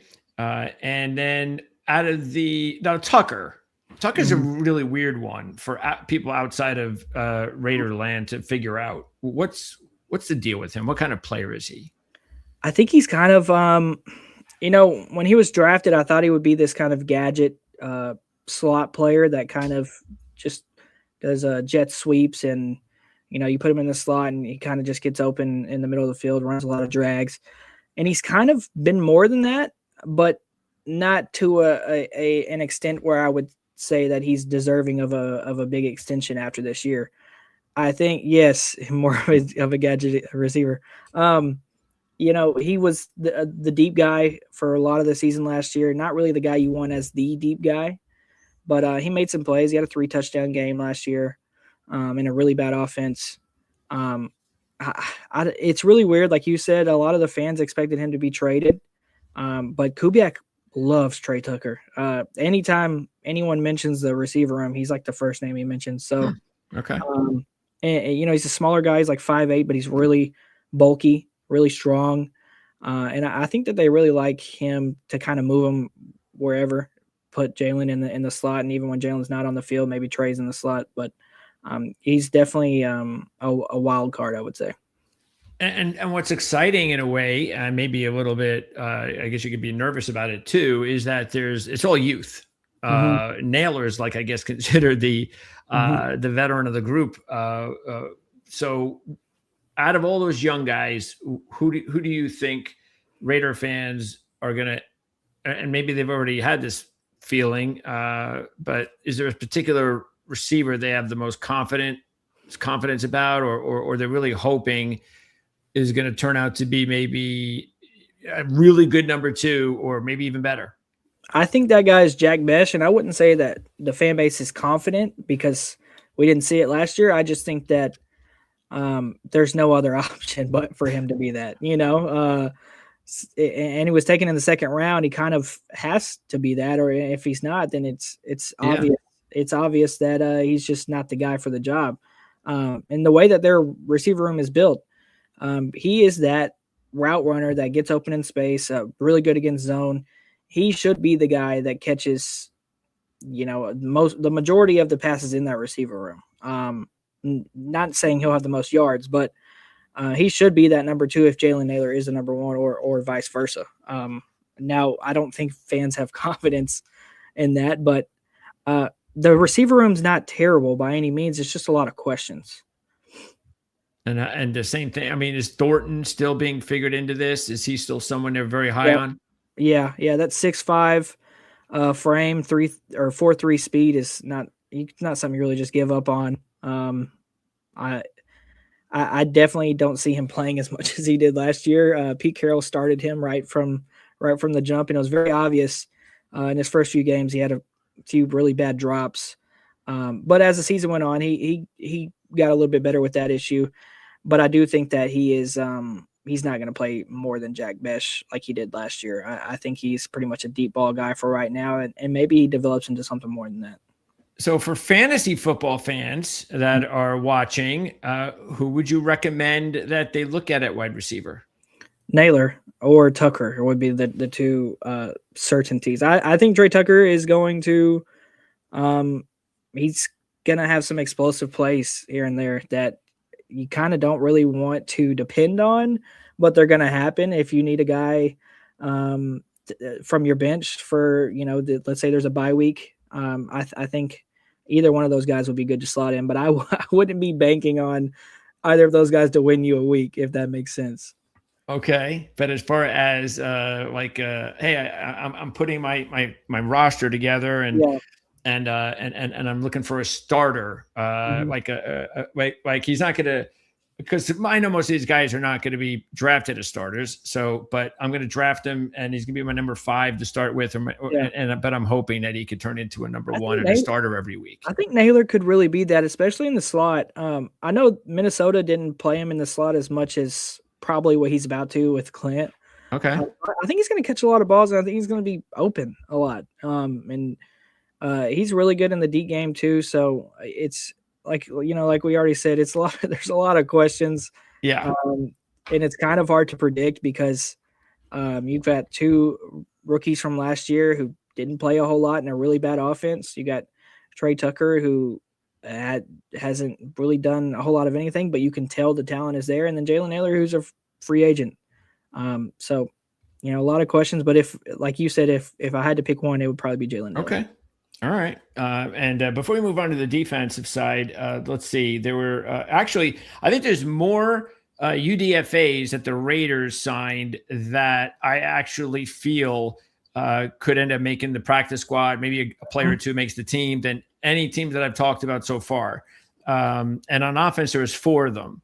Okay. I think Jacob Clark could definitely make the practice squad. I think he's a very intriguing kid that just needs some years to develop. Yeah. And then you got Missouri at tackle, Roberts and Rucker at receiver. Roberts is probably the one that I'm the most intrigued with out of the 4. Anybody else or any of the players that I named that you think from what you've heard, I don't know if you've heard anything about, any particular player that they seem to like more than the other? I think every guy that you named, you're spot on. Especially, a guy like Missouri. We talked about Dalton Wagner kind of just being there, not really being a guy. Okay. I think Missouri is going to have a shot to battle with him. Same with Isaiah Jada. I think that's how you say his name. That's how I've been saying it. And then Chase Roberts has a chance. The 4 main guys in receiver room are pretty much set. We've talked about Derek Young and Malik Benson. Those guys, they could make it, but it's not set in stone. I think Chase definitely has a good shot to make it. And I like EJ Williams too, just because of the connection with Fernando. Okay, good point. They've had a few nice plays at OTAs, and I'll say it a million times, OTAs don't mean everything or anything, but that chemistry is there. As far as the Jacob Clark one, I like Jacob Clark a lot. I don't know how they're gonna do their quarterback room. Last year, Clint kept 3 quarterbacks at Seattle, but that was a very weird situation where you didn't really know what you were getting in Sam Darnold, and then you've got Jalen Milroe, and then I forget the third quarterback. Missouri played at Missouri. Anyways, I don't know if Jacob Clark is that guy over Aiden O'Connell. Maybe they traded Aiden O'Connell because he's got starter experience and that could come in handy. But that one's a weird situation. But I like Jacob Clark a lot, so I'm kind of in the same boat as you. Yeah, I don't think he's a player he's a player that you can stash on the practice squad. Nobody's going to pick him up. Yeah, so. Nobody's going to pick him up. Yeah.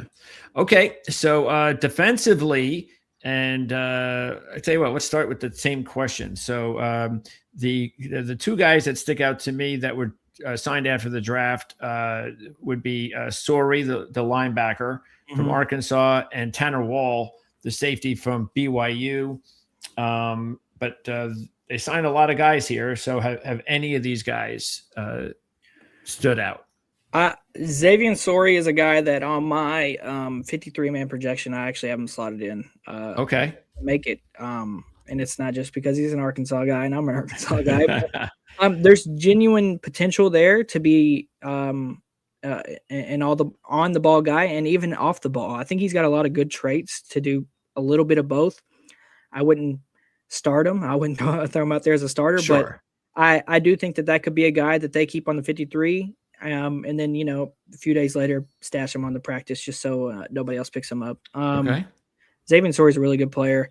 And then you said Tanner Wall. I like that one as well because the safety room is just really thin. They drafted 2 safeties because they only had 3 on the roster.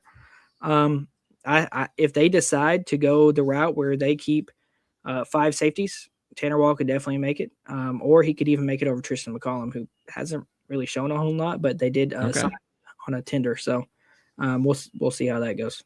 So let's stick in the secondary. So this is where a lot of movement was made. 4 of the draft picks were taken, a couple of teammates, Cal Kid, and then the biggest really name, of course, is McCoy. This is the kind of gamble that is really smart in round 4. I got no problem round 4 making this gamble, especially when you have a lot of draft picks and you're a young team in rebuild mode. I got no problem with that. And I got to feel that the fans are probably pleased with it. I mean, there's more than enough draft picks to go around. So who cares if they go after and take a chance with one and McCoy?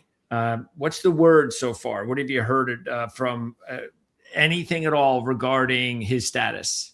Yeah, he started. He participated in a rookie minicamp when that first kicked off. Okay. Anything crazy? It's funny. He was actually fielding punts. For some reason. Stay away from that, please. Yeah, that's not what you want. Special teams, no.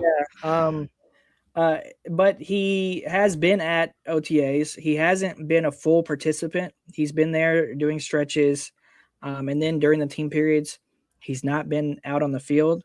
Okay. And I don't think that that's anything to be alarmed about. I think a lot of it is just getting in work with maybe the team physician, stuff like that during that time. But all signs point to he's a guy that they really, really like. I know that Clint Kubiak said that he's one of the most explosive athletes that he's ever seen. So, and if he's already saying that, maybe the knee is not actually that big of an issue right now. So yeah, they really like him. We talked about Spytech. That is a move that if it works out, you are looked at as one of the best GMs in the league. And if it doesn't work out, who cares? It was a gamble in the 4th round. So, the fan base loved the pick. And if it works out, they know that they have a potential cornerback 1 on their roster. So, yeah. How does the cornerback room look now? Because Stooks was one of their top pickups. And it's interesting. One of the things I noticed when I was going over the scouting report on some of these guys, especially the DBs, let's see, well, I guess you could throw Stooks in there for the reason, like you said before, experience. Mm-hmm. I mean, Stooks has all the experience. Massis has all the experience. Even Dalton Johnson has a lot of experience. So just specifically, not McCoy, but just specifically, those three guys have tons of experience. So talk about the cornerback room in general with what they have now and the new players, including Taron Johnson, who they traded for. Yeah. Did they trade for Taron Johnson? Yes, they did. Okay. He actually just showed up to minicamp this week, or OTAs this week. So he hasn't. This is their third week doing OTAs, and he hasn't been there. A lot of rumors that maybe he was wanting more guaranteed money on his contract. But he did just show up. I think he's going to be really good at that nickel spot if he is healthy. And they like trading Stooks at nickel, but they also like him as a free safety. He played that F-cat position at Arizona is what they call it, where you kind of start as a nickel and sometimes you roam back as a free safety. But he didn't play a whole lot of strong safety last year, but he has a lot of snaps at corner in his college career. So, we mentioned versatility. Dalton Johnson can play slot. Jeremy Chan can play slot. Isaiah Palomalu can play in the slot as well, and those are all safeties. So Stokes is definitely the cornerback one. Darian Porter seems to be the cornerback two by default, not because he's that good, but because the guys behind him just aren't as good. Okay. And there's still a lot of questions there too. He's going into his second year. He's a guy who was a receiver in college, and he didn't have a whole lot of wow moments last year, but he also didn't have a whole lot of bad moments. So the cornerback room I wrote an article a few months ago, or maybe it wasn't a few months ago, but they have a good problem that they haven't had in a while in the cornerback room, where they're going to have to probably let somebody who's a pretty good football player go, just because, like Greedy Vance, maybe, who was a UDFA last year, but played really well for them in the slot. They've got a lot of guys who can play, like DeCamerion Richardson, who could also see himself as the guy who gets cut when that time comes, because you keep him, or do you keep the rookie that you just drafted in the 5th round? There's going to be a lot of tough decisions that are going to have to be made, but the cornerback room, the secondary as a whole is definitely better than it was last year, for sure. And who is their number one corner right now? Eric Stokes. Okay. So, and how did he play last year? He was good, all things considered. The defense was terrible, so you can't put a lot of stock into it. But they felt he was good enough to give him a second contract. So on a 3-year deal. So he's got a lot of length. He's really fast. That kind of that was a Pete Carroll type move, and he was one of the guys that this new regime wanted to keep around. And so overall though, there looks like there's some really good young players to feel a lot better about the direction of that secondary. And then in the front seven, believe it or not, yes, we've been talking for about 45 minutes, and I have yet to ask you about Max Crosby. But again, this is purposeful. I mean, we're just going to talk about something that everybody else is already talking about. But at this stage, what is the situation with Max? Is he going to be a Raider? Is that like 99.999% the fact? And what's his health status? Yeah, he's a Raider. He said yesterday at the podium that he's not going anywhere. And of course, every player says that. But if there is ever, and we talked about it earlier, when you think about what a Raider is, you think about all those teams that you talked about earlier. And if there is a guy in today's league that fits that, it's Max Crosby. That's right. He is the definition of a Raider. He just hasn't been on many good football teams. As far as his health, he's at OTAs. He's stretching. He's working with the team, but he's not participating in anything physical. He's just not there yet. But he has said that he did say yesterday that he's close. He's too close for comfort because he's itching to get back out there. So he said that this is one of the best off seasons he's ever had. He's doing other things in the off season that he's never gotten to do, like put more time in the weight room. He doesn't usually do that. So, I think all signs point to him being ready for the start of the season. That's the timeline. And then we'll see what happens from there. But I think everybody knows, even when he's not at 100%, he's still a really good football player. I mean, he had 10.5 sacks last year playing through this knee injury. So, well, let's talk about then the depth at edge. Kuntz is back. They signed Kwity Paye and they drafted Crawford. Mm-hmm. Crawford seems to be an interesting prospect. There's athleticism, speed, a lot to like there. Paye seems like I remember doing Colts reports with Ken Sterling, and Paye never really lived up to where the Colts had envisioned. And do the Raiders, is the thought process just, second team, maybe something will happen, or do they just feel that he'll just end up as more of a run stopper, not necessarily going to bank on him as a pass rusher? I think the second one, what you said, I think they definitely look at him as a run stopper, and I think that's why they ended up taking a guy like Kieran Crawford. They signed Kwity to a 3-year deal, but there is a potential out, I believe, next year in that contract. So maybe if it doesn't work out and it looks bad, you've given Kieran Crawford a full year to develop, and now he's the guy there. Okay. With Kuntz also on a 1 year, it feels like Kuntz is on a 1 year deal every year, but I think Kwity Paye is he's really good in the run and not very good in the pass. So I think you hit it on the nail there. Hit the nail on the head. And is there anyone else, or that's pretty still a weak part of the team, is the depth at edge rusher? I think that's pretty much it. You look at a guy like Brendan Jackson. A lot of people like him.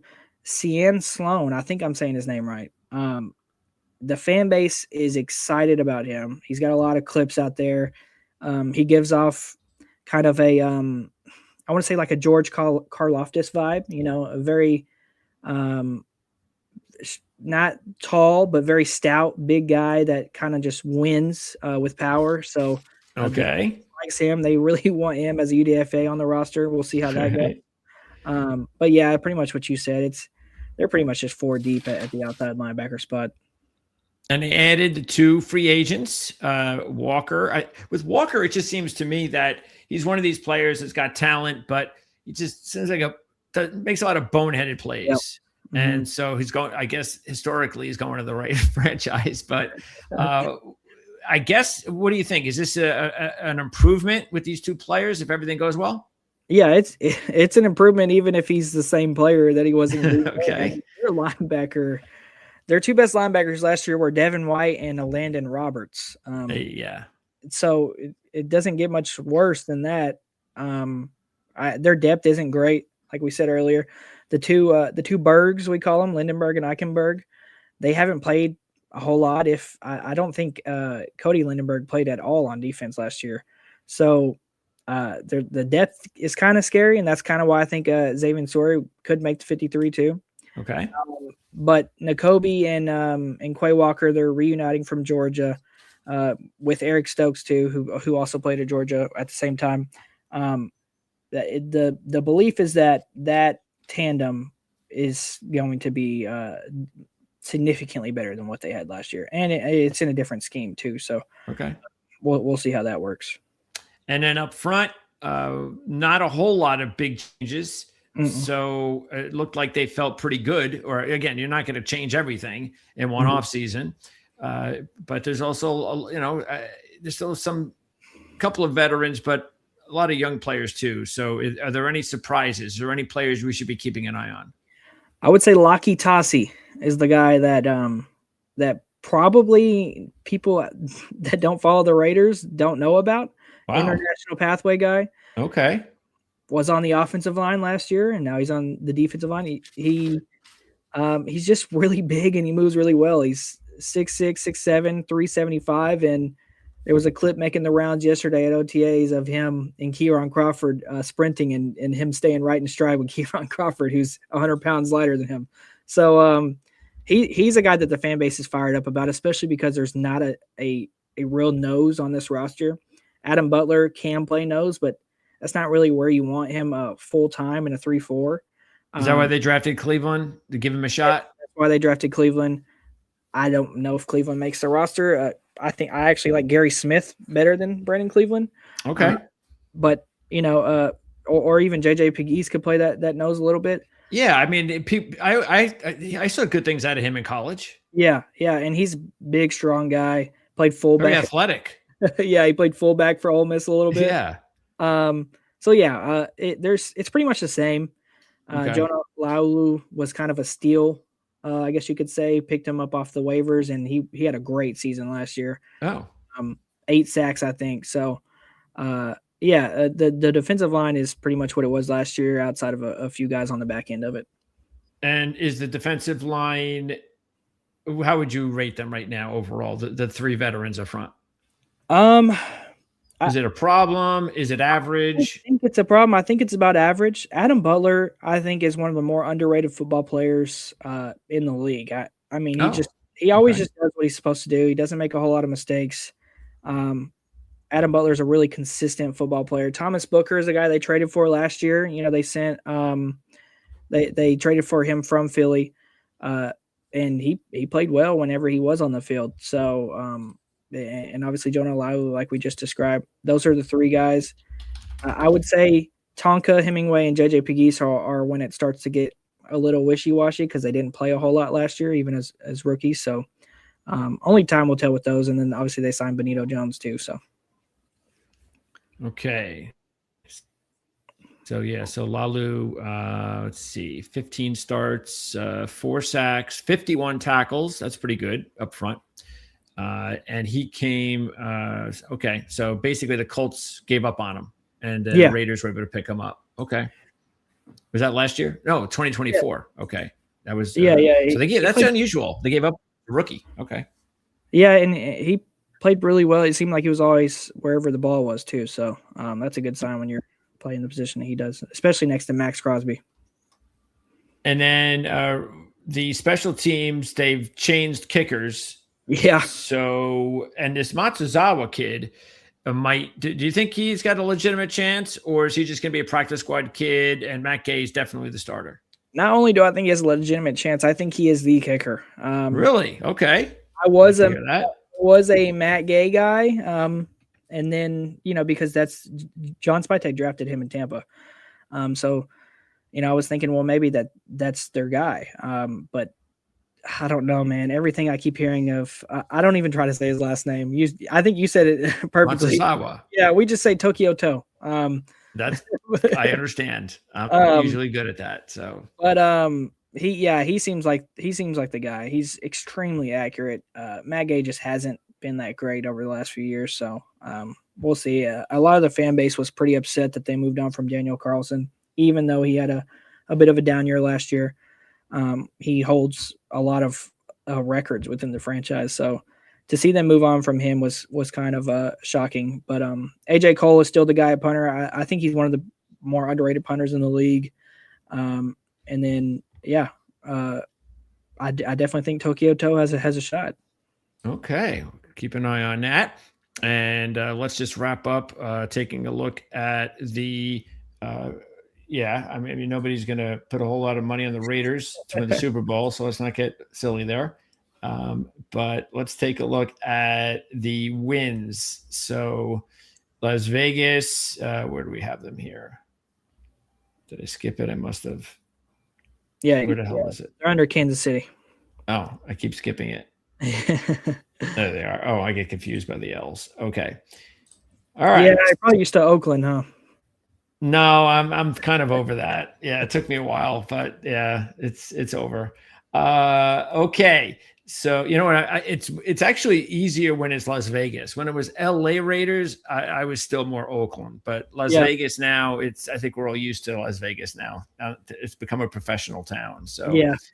All right. So let's see. It looks like the over under is between 5.5 and 6.5. So they're pretty much around 6 wins. And what do you think about that? The range I have them is 6 to 7 wins. Just because there's always that one game that a team should win against a really bad team that they don't win. So I'm kind of in that 6 to 7 range. I definitely think they win more than 5. So I like that over. or more than 4, I should say. I like that over. They won 3 last year, so it doesn't get much worse than what they were last year. Yeah, I think it's fair. I don't think it's anything that the fan base would really be upset about either. They kind of understand that this team has been really bad for a really long time, so no one's going to project them to win 10 games. So doubling the win total would be a success. Fans should be happy, and that puts them right around where this is. So, yeah, it's a tricky one. I'd probably lean more towards, if I had to, I'd probably lean towards more. I mean, I guess the over 5.5 one is not bad. Thinking that they're going to win 6. I mean, I don't necessarily like doing minus 146, but I probably and if anybody's actually thinking of wagering on this stuff, I would definitely wait. I want to see more with camp and all that other stuff, just to see how because if everything does seem like it's going in a positive direction, then I'd feel pretty decent about taking a shot at 6. So yeah, and you want to know if Max is going to be available. He could have a setback. You never know. That's true. So is Fernando the actual starter to start the year, or is Kirk? Those things matter in this too. So I agree with everything you said. Yeah, I think most people though do believe that Kirk's here for a reason. Yeah, he's got to stay healthy though. That's the number one thing. Okay, so anyway, that is going to wrap it up. Justin, do you have your own podcast? I do not. I just make a lot of appearances where I can. So if you ever need somebody to talk Raiders, let me know. I'll be happy to come back on. Oh, absolutely. And then as far as your articles, how often do you post them? Pretty much every day. I work every day. I write about 35 a week. So the more the better. Yeah, they're getting their use out of me for sure. Great. Well, Justin, I really appreciate it. And I look forward to getting the opportunity to talk to you again, maybe around August. Yeah, for sure. I appreciate you having me on. Thanks. You got it. Thanks, Justin. All right. That's Justin Churchill, AtoZSportsNFL. You've got links in the description where you can check him out. You got links in the description where you can check out Chris Lee, our first guest from Vandy 247. And so, this is a tricky one.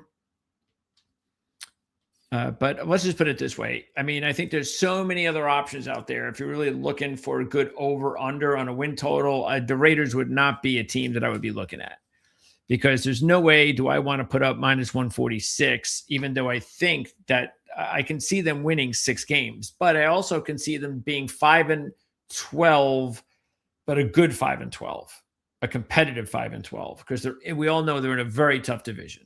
Now, if they were in an easier division, then I would be more than happy to say 6 wins. But that's the thing that really would say I can't do it. And there's no way I'm doing 7. So I'm not going to be lured by the plus 125.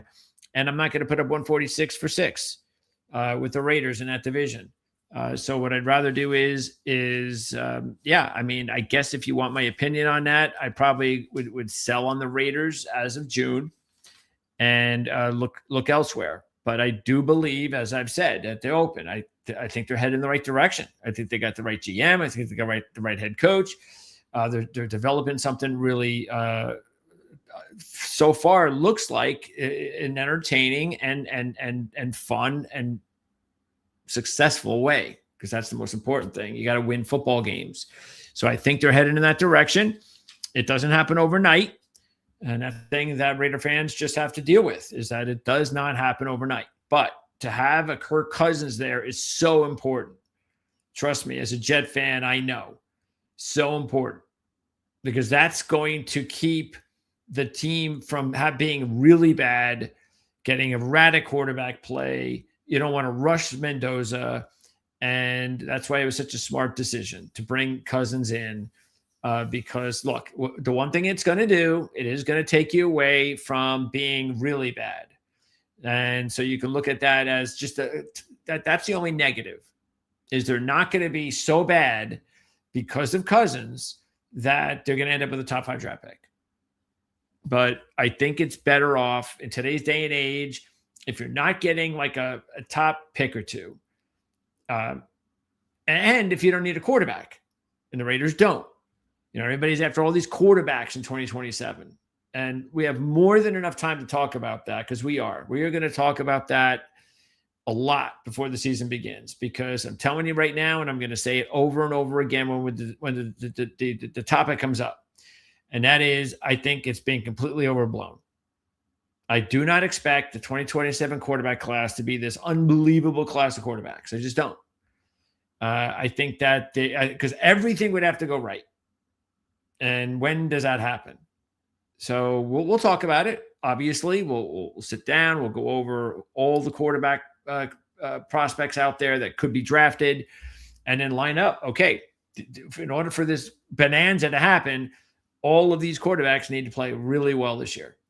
And then we'll definitely have, what I want to do is start. That's one of the things I'd like to do, is start week 1 and have like a chart of following those quarterbacks and saying, okay, here are the guys.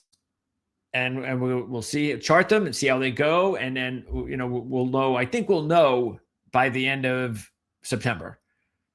I think we have a good idea in October, early October, exactly how the quarterback class might be able to take shape. And so I think that'd be fun.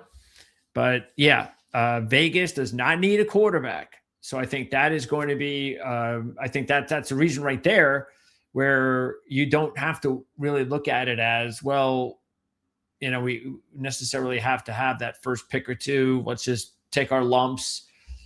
Because if you get the 7th pick or the 11th pick, it's no big difference.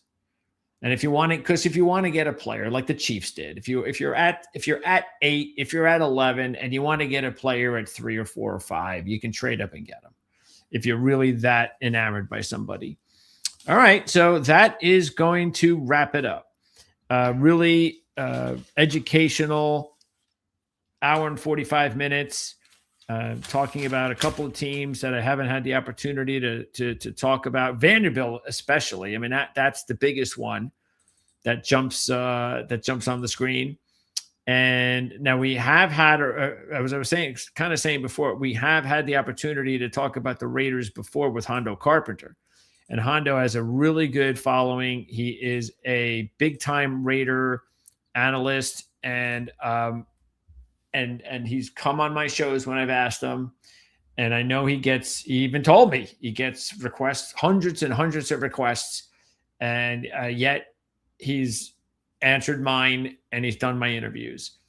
But I don't want to hammer Hondo, because that wouldn't be right. And Hondo's always been there for me if I've asked him. And I'm going to go back to Hondo at some point, because I do want to be able to get his opinion on certain things, maybe big topics, instead of saying, hey, come on the show and talk to me for 45 minutes about the depth chart. I'd rather not do that with Hondo. I'd rather be able to use him, but I'd rather be able to take the opportunity to have someone like him and his opinion and his contacts about the organization when there's time to request him. And then, maybe it'd be great in this situation to have someone like Justin on when, hey, especially when the season begins. Hey, I need to talk about the Raiders, every 2 or 3 weeks or something like that. Then I know I can hopefully be able to talk to someone like Justin. But that is rare. Okay, that's rare.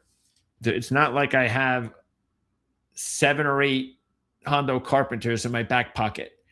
Matter of fact, I think we probably would only have, less than 5.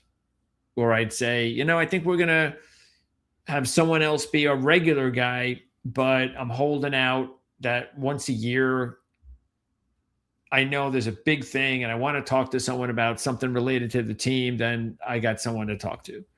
And that does not mean in any way that I do not appreciate guys like Justin that spend the opportunity like today to talk with us for a really long period of time and really give us an idea of what's happening with this Raiders program, because there's tons of changes and I think most of them are positive.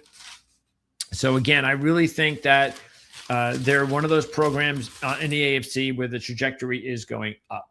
And if I had to let's see, what other programs do I think are going up in the AFC? I think the Dolphins, I feel positive about the Dolphins finally getting their guys, GM, head coach.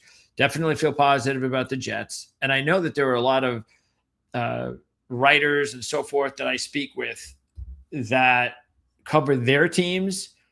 And I know there's a lot, and they don't really know anything about really what's going on with like the Jets, like I do. So it's easy for me when they like kind of scoff at even this year's team version, whatever. It's easy because I mean they're predicted like 100. They're like the Raiders predicted to be like 150 to 1 to win the Super Bowl kind of thing. And I'm not saying the Jets win the Super Bowl. I'm just using it as a point of reference. But I know for a fact that the Jets have the right people in charge, and that a lot of the national media who do cover the Jets like they cover the other 31 teams, and they're supposed to, that most of those people don't know what they're talking about because they really aren't in the trenches as a fan like I am covering the Jets like I have for 50 years as a fan and about 25 years as a professional. So I think the Jets are headed in the right direction. I think the Dolphins might be. I think they are. I'd have to say they are. In the North, I think Cleveland is headed in the right direction because Andrew Berry's just hit 2 home runs in draft classes the last 2 years. So he's just got to get his quarterback. And Shedeur Sanders is not that guy. So it's going to be probably from next year's draft class. So I like the direction Cleveland's going. Really have bought in completely on Cincinnati, but they're not in rebuild mode. So that's different. In the South, I like what I see from Tennessee. You know, I think I don't think Robert Saleh is a great coach, but I think that he's done a really good job of building a staff around him this time. And that's what you got to do. That's a smart thing. And it does appear like, you know, after this draft and this offseason, coming from Kansas City, and I think this Borgonzi guy is maybe a pretty good GM so far. So I think they got something going there in Tennessee. And then the Raiders, obviously, I like the direction they're going. So really, I think the AFC, I like the direction of a lot of these teams. There's not like a team that I can go, oh, I don't like the rebuild in the AFC. I don't like what they're doing in the AFC with this team or the other team. In the NFC,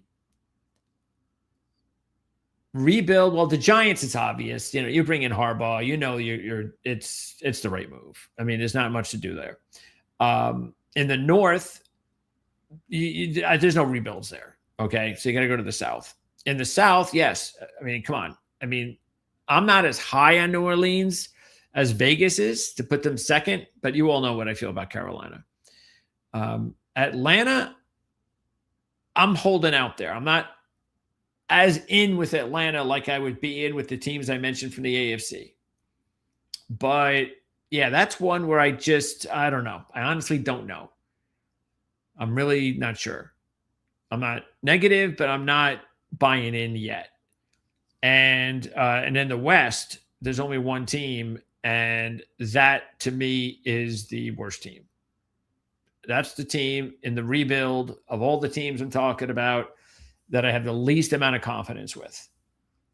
I think the head coach hire I just think it's ridiculous. I don't think they know what they're doing. Now, I hope I'm wrong. You know, Love is in a fantastic prospect, and I don't want to see a program like Arizona lose. I mean, those types of, you know, losing franchises I know about, and there's nothing fun about seeing a team constantly lose. Not that they haven't had good moments, but I don't see it happening under LaFleur. I think it's, as a Jet fan, no. Sorry, I'm not buying it. And just to kind of, if LaFleur wanted me to really back up my feeling to say, I thank you for making that hire, was his OC hire. And I do not know how you can bring that guy in. I don't think that guy should be anywhere near an OC job. Nowhere near it. And he's hired him as his OC. That to me says, yeah, you don't know what you're doing. So I think Arizona fans, hopefully I'll get an opportunity to talk to Jess Root. He's been very good about popping in a few times a year. I'm looking to get him on again, hopefully in the next few weeks. And we'll see what he says. Because I know just reading the comment section when LaFleur's press conference, that seemed to be positive from the fan base. And I can understand it. I really can. They don't, they don't have what I had with LaFleur and the Jets. They don't have that. What they have is LaFleur's brother, Rams, McVay. Oh, the press conference compared to the other guys. This looks good. I hope I'm wrong. I really do. But we'll talk hopefully about Arizona real soon too. Okay. And Eric Slate 6390 put this up a while ago, so I'm not sure if he's still here. But the fact is that, when we're talking and we have interviews, Vanderbilt, Las Vegas, that's what we talk about. But I can talk about this now, and that is that I do not believe Drew Shelton was a reach in the 4th round. I think Drew Shelton has, he's an experienced player. He's got, there's good things to work with there. If you want to find out even more about what we talked about with Shelton, I did the interview with RJ Ochoa with the Cowboys, and we went over all these picks, went over Shelton. RJ does a really good job with the Cowboys. And so if you want to find out specifically what we talked about, matter of fact, one of the things we did talk about was the fact that, Shelton could be in line to start at some point soon for the Cowboys. Because let's pop up the depth chart. Okay, because Terrence Steele is just not going to be there much longer. Okay, and if Drew Shelton comes out and actually plays better than expected, then I wouldn't hold it past the Cowboys to get him in there. The sooner the better. All right. So the thing with this line is it's not, there's still a lot of, where's Tyler Guyton going? Where's Tyler Smith going? So they're still not sure about that side, if those guys are going to stay in those spots. But this is definitely, they did not spend a 4th round draft pick on Drew Shelton to be a backup. And they drafted Drew Shelton to take over for Terrence Steele. And if they did their job, and if they coach him up, it's just a matter of time. It's either, let's just put it this way. As long as everything goes as planned, Drew Shelton will be the starting right tackle of the Dallas Cowboys in 2027. So, no, I do not think that it was a reach. I think that's about where he should have gone. And that would be a really big deal if the Cowboys could get Shelton in there as an upgrade over Steele. But they're just not going to give him the job because Steele, even though he hasn't been a great starter, he's been a really solid depth piece that is kind of overstating his welcome overplaying his welcome a little bit too long. It's like he probably should have been replaced by last year. But, hey, in the meantime, he hasn't been a disaster. It's not like when he's out there. It's not one of those things. But he's got to be replaced, and Drew Shelton should be the guy to do it. Okay, so that is. Oh, and if you want to find out more about Shelton and exactly what Ourlads felt about him regarding his scouting report, where we projected Shelton to go, then you just go ahead and order the Ourlads draft guide. There's a link in the description of this video for that. There's a link for the draft review guide. It's coming out in a matter of days. And you'll be able to see the scouting report on Shelton. And you can get a PDF, which means you can, if you order it, you'll be able to see it today. If you want to wait for the actual hard copy, you can just wait in the mail. That's it this week for our interviews. Tomorrow, we're going to talk AFC North, and we're going to do that with our handicappers from ProLine TV.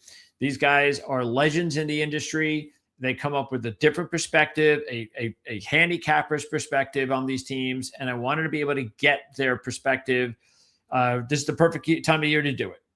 during the summer months. It's a little slower, of course, than it is especially because by the time we're ending that series, it'll be just before training camp begins. So we did the NFC South last week, and we're going to do the AFC North on tomorrow's show, 4:00 Eastern, and a good timing too with the trade. Myles Garrett leaving Cleveland. I just talked about Berry, the great job he's doing. Deshaun Watson, who, as long as he's healthy, he will be the starter week 1. I don't care what anybody says. And then we'll talk also to Fred Greetham, who does the Browns work for us here from the OBR. We're going to talk to him next Wednesday. So we have that scheduled already. It's a night show. I don't usually do nights on Wednesdays, but it's the only time I could get Fred on. And because Fred has already been on, you can check out the depth chart update we did with him.